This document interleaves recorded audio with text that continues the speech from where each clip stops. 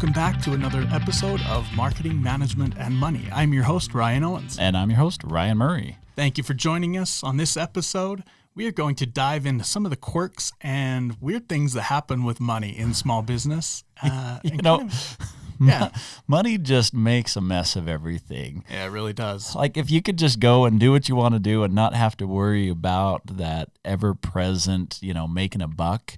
Right. If the world were a little more altruistic. Right. Yeah, that'd be nice. And there are entrepreneurs who social entrepreneurship where they're not doing it for the money. Yeah. And, that's becoming a big thing. It is becoming a big thing. But unfortunately, the reason why they're able to do that is because they have enough money that they don't need more money. And the people that work for them still need money. Right. So kind of weird, but that's what we're going to be diving into today. There are a few little quirky things like that I think are interesting to talk about and very relevant to our listener base. So yeah, I want to kick it off with one that I think is a common misnomer, misconception in our society.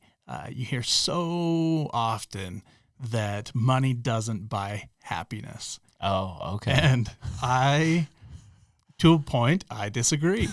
Okay. And there's even a country song about it that talks about, I don't remember exactly what it is, but not a huge country fan myself, but something along the lines of maybe money doesn't buy happiness or whatever, but this boat sure does, And it's like, yeah, it does. Okay. So you're going to disagree, across the board you disagree? No. Definitely to a point. I mean, okay. It's like, so qualify this. Sure. I'm not exactly 100% sure where I feel like this number is or where it lands, but, if you're this struggling college student and you have that same pain your entire life, that gets old. And I mean, you can only push like that or stretch like that for so long before it wears you out, and it wears you down, man. Sure. And that's on an emotional level, right? And so that's kind of where I get into, well, when you're a college student and you're making 8, 10, 15 bucks an hour, which 15 bucks an hour might be awesome for a college kid. So, sure. There's a lot of pain there. And then you take that college kid and get them out of college and they start making their way up in the world, and all of a sudden they start making some decent money and things get a little bit easier. You know what I mean? But then there's all these other things that come along. You start to have kids, or you buy a house, or whatever, Mm-hmm. And things get tight again. And, the more money that you make up to a point, that money will help relieve stress and help relieve burden that you carry in your day-to-day life. And as entrepreneurs, this affects us directly with not only our home life and everything, but in the ways that we start up our small businesses. You know what I mean? Yeah. There's a key aspect to entrepreneurship, I feel like, that is so vital for entrepreneurs to be able to push through those financial struggles and everything. And I feel like that's kind of this almost like maybe a third wave, if I can call it that. You have your struggling college years, and then you have your struggling early adult life years, and then young married kids. Sure. And then if you get into entrepreneurship, it's kind of like this third wave of struggle. Here we go again. Right? But each time, hopefully, you're making your way up a little bit. And then all of a sudden you're 65 and retired with millions. And yeah, those millions are probably at some point, those millions aren't buying you any more happiness. But up to a point, I think there's some form of relief or happiness or whatever you want to call it to be had with having a certain amount of money. Yeah, so I'm going to throw some thoughts out there. Sure. And one is, it was a study that I read, and I'm doing the classic I'm just going to paraphrase and probably put my own spin on this, and so this is not good quality quoting here, but the study suggested I was actually agreeing with what you were saying. It suggested that if you're in poverty or in a poverty situation, money actually does buy happiness. If you're out of a poverty situation, more money does not make you more happy.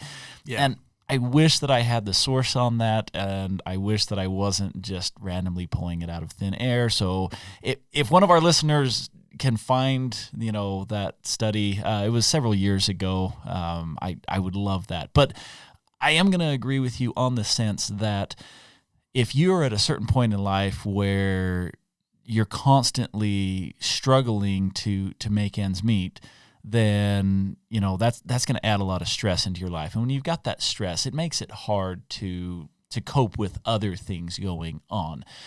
And a lot of time, entrepreneurship will add that level of stress, even if you Right. are financially secure.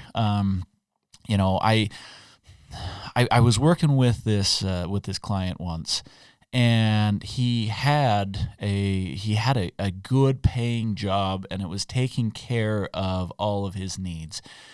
And he quit his job to start his business. And everyone was like, "What are you doing? Why are you doing this?" And I talked to him, and he said, I was miserable working for the man. Yeah. And so he launched out on his own, but he was happy, but the stress that it put into the family life, it just changed one element of stress for a different element of stress. And, Exactly. And so, I think it's important to understand, why we do what we do. And a lot of times when people get into entrepreneurship, they use money as a way to gauge their success or, to be driven. And it's like, oh, okay, we've got to hit 10 million in sales this year. Why? Right. Because you have 10 fingers on your hand and, million happens so sounds like a often. big number. Yeah, exactly. It's like really at 10 million, is your business now complete? Are you now satiated? Did you solve a global problem, or did you just come up with a round number as kind of a arbitrary target to go after? And Yep. and so I think what I would like to kind of throw out there is, as entrepreneurs, when I was working with, all these people coming in and wanting to start a business, hardly ever, in fact, I can't recall a single time where someone, honestly, money was their top reason for wanting to get into entrepreneurship.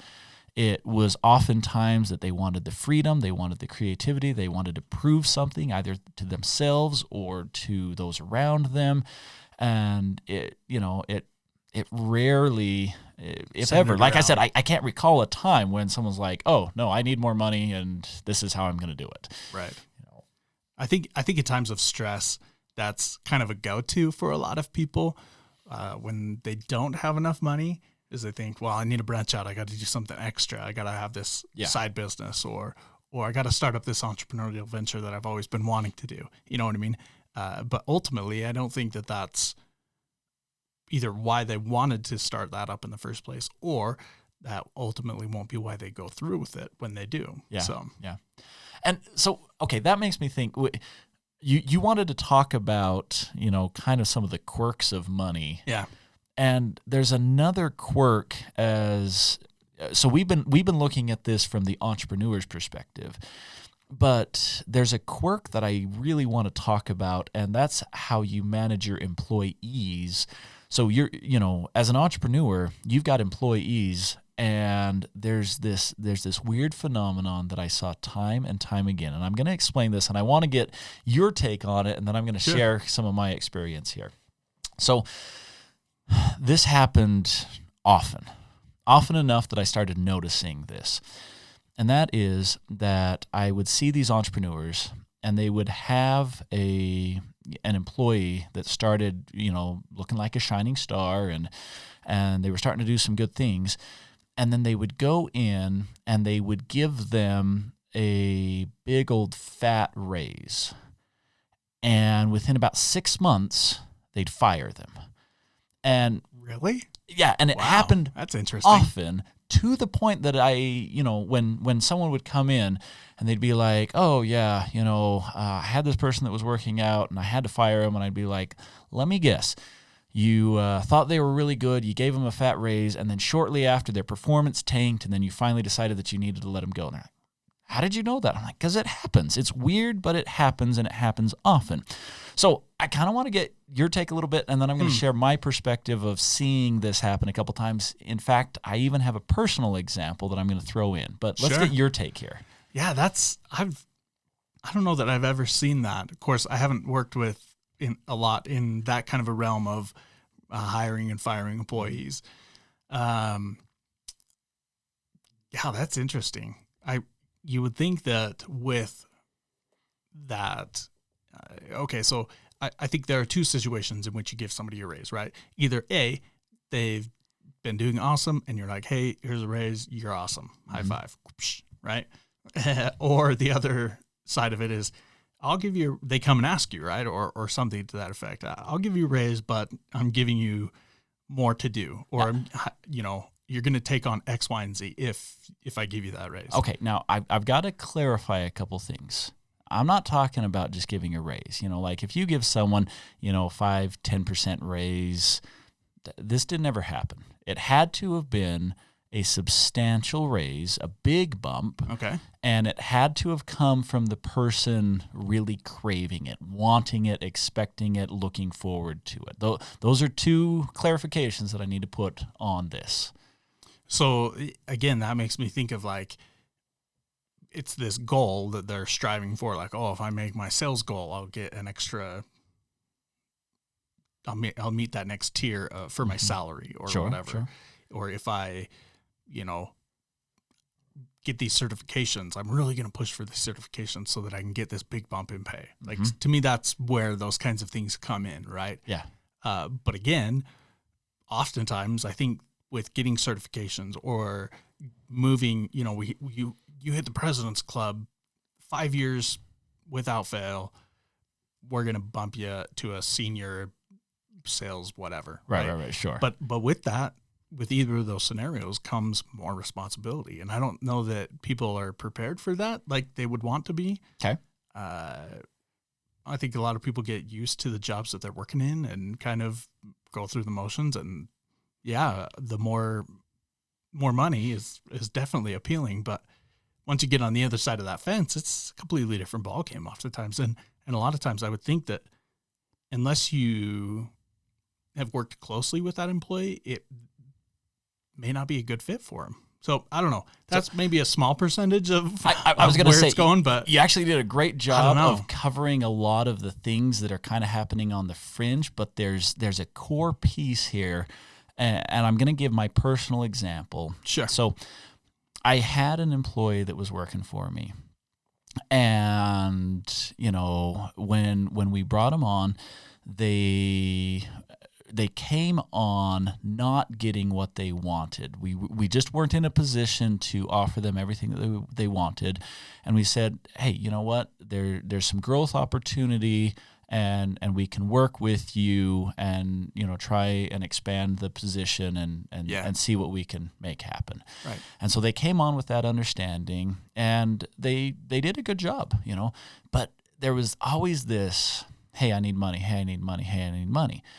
And so, they were doing a good job. So we decided to give them a raise, and we wanted to bring them up to kind of where they wanted to be. Yeah.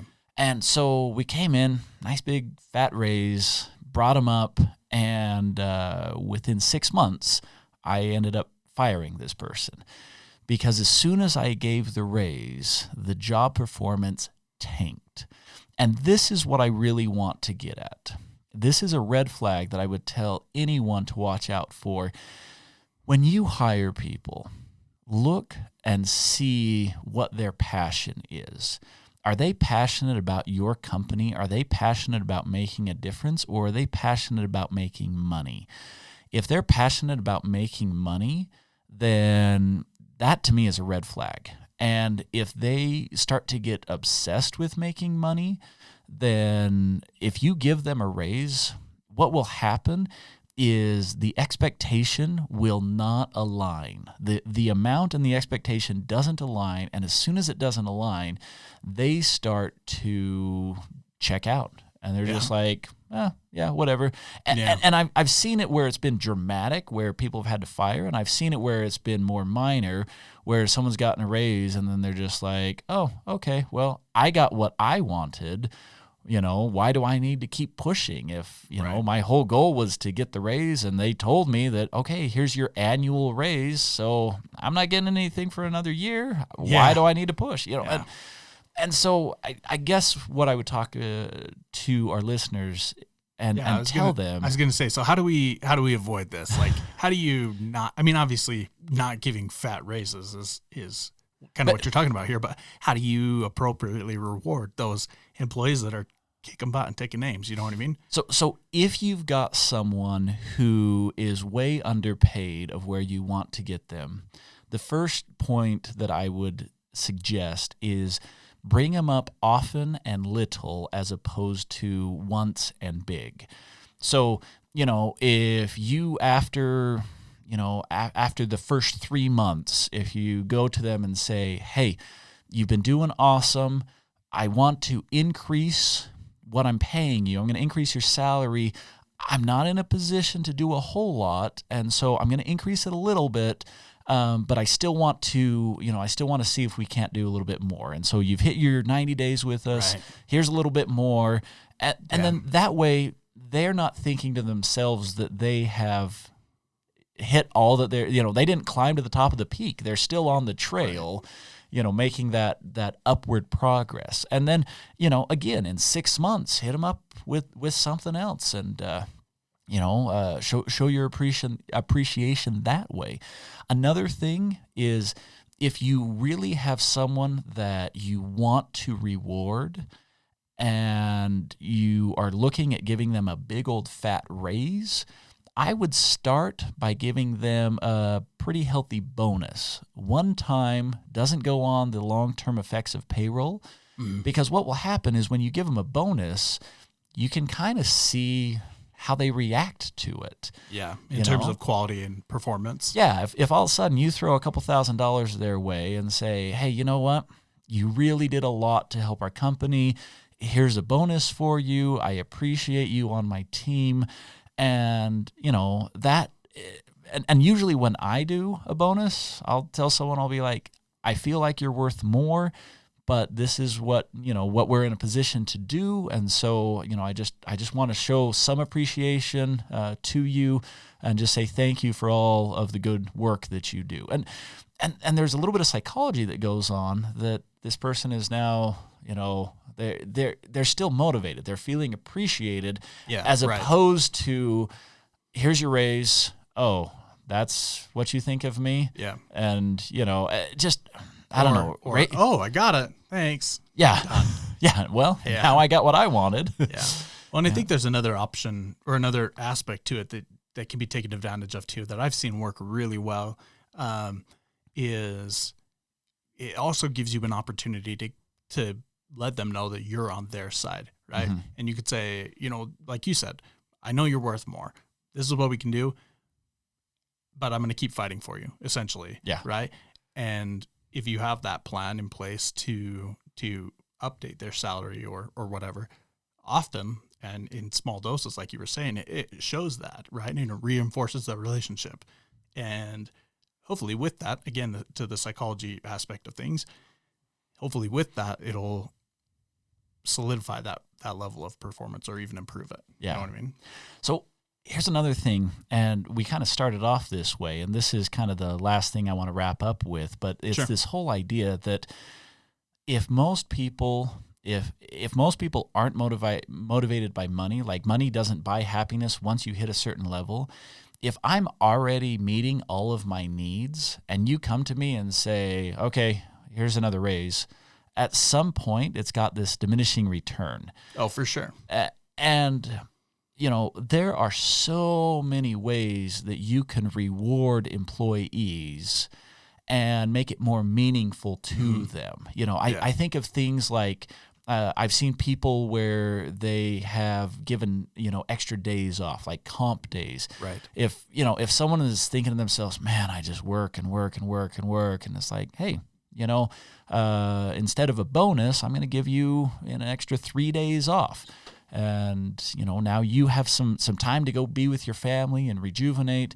Yeah. And, oftentimes it's more affordable to the company. Yeah. The employee comes back more refreshed. Right. You can do flex schedules, work from home options. You can put together so many different ideas that aren't just money. Oh, yeah. I had one guy that when I was going to college and I was kind of working my way through school, my supervisor, he would always take us out to the movies. And we got to do it on the clock. And I'm like, you know what, honestly, so he's paying for the movie ticket and, popcorn and a soda, and he's doing this for his department. So, okay, $100 there. And then we didn't have to clock out. And so $300, right? $300 once a quarter to get his whole department thinking, this is awesome. Yeah, right? I'm like, exactly. Wow, at $300, think about a raise. If you came to someone and be like, I'm going to increase your, your annual salary to, by $300, I was like, whoopee, right. That's 5 cents an hour. Thanks, man. Yeah. Well, and I think there's more to it than just the money at that point. If you can generate ideas that are meaningful to your employees, because honestly, this is going to vary so widely and drastically between different companies and different positions within that company. You know what I mean? Like salespeople are going to react differently to certain bonuses than your accounting team. Sure. Or whatever. And so it's like, if you can take the time and figure out what is meaningful for those teams or those members of those teams, then yeah, there's so much more value that you get out of every one of those dollars that you spend, just because of that ability to build the morale, right? Yeah. And I think that's huge. Like, so okay. That goes a long way for people. And I know you've seen this one. What happens when the owner wants to build morale and they force it's the forced fun? Oh yeah. Yeah. Well, honestly, when you were talking about the movie theater thing, I was like, oh gosh. Oh, see, I loved it, but yeah. You're saying that you wouldn't. Yeah, I'm way more introverted, and I don't want to go hang out with everybody in my department. Like, I'll be friendly and stuff in the office, but my idea of a good time or something that's going to like refill my bucket isn't going and hanging out watching a movie with these people, right? Sure. And there are a lot of people that they're like, I've just spent every day this week with you. I don't want to spend the weekend. Yeah, exactly. And so, I had an employer once where we went down to a trade show and I was rewarded with some extra time down at this trade show, and they paid for some kind of side bonus things. They dude, you're making this sound all shady. Well, I'm sorry. Well, I don't want to be like, hey, trying to be all professional and whatnot, not disclose or embarrass or whatever, and getting made fun of for it. Jeez. That's what I get for being political. Yeah, I know. So we went down to this trade show. The employer paid for a couple extra days in the hotel and meals and a couple of fun things to do. And my family was able to come down for that as well. For me, that was excellent. I loved that. Yeah. And the only way you're going to find this out is to actually get to know your employees. Yeah. You got to ask them, because some people, they're going to be like, dude, save all your money that you would have spent on that and just give it to me. Yeah. Just cut me the check for whatever you would have spent on those hotels and meals, and I'll just take the money, Yeah. And other people, that doesn't drive them at all. Yeah. And make sure you know your employees. I've seen all too often where a small business owner thinks that they know their employees well enough to get them something or do something for them, and it's still that, ooh, that's hard. Yeah. That's really hard. So, maybe just at least run it by and be like, hey, I'm looking at doing this for you. What do you think? Yeah. And I don't think there's anything wrong with flat out going to someone and saying, would you prefer that we do a company activity or would you prefer a bonus? Yeah. Just flat out ask them. Yeah. And every time I have done that or seen it done, the employees have appreciated it. For sure. Because then they get to pick what they want. Right. So money's a funny thing, and there's a lot of goofy things that have happened in the name of money. So if you've had a funny experience with money, please share it with us. We'd love to hear kind of some of the things that you've done right, or even some of the things that you kind of screwed up on, and share that with us. We'd love to hear from you. We are on Twitter at MMMSmallBiz. That's BIZ, or you can check us out online, marketingmanagementmoney.com. Thanks, guys.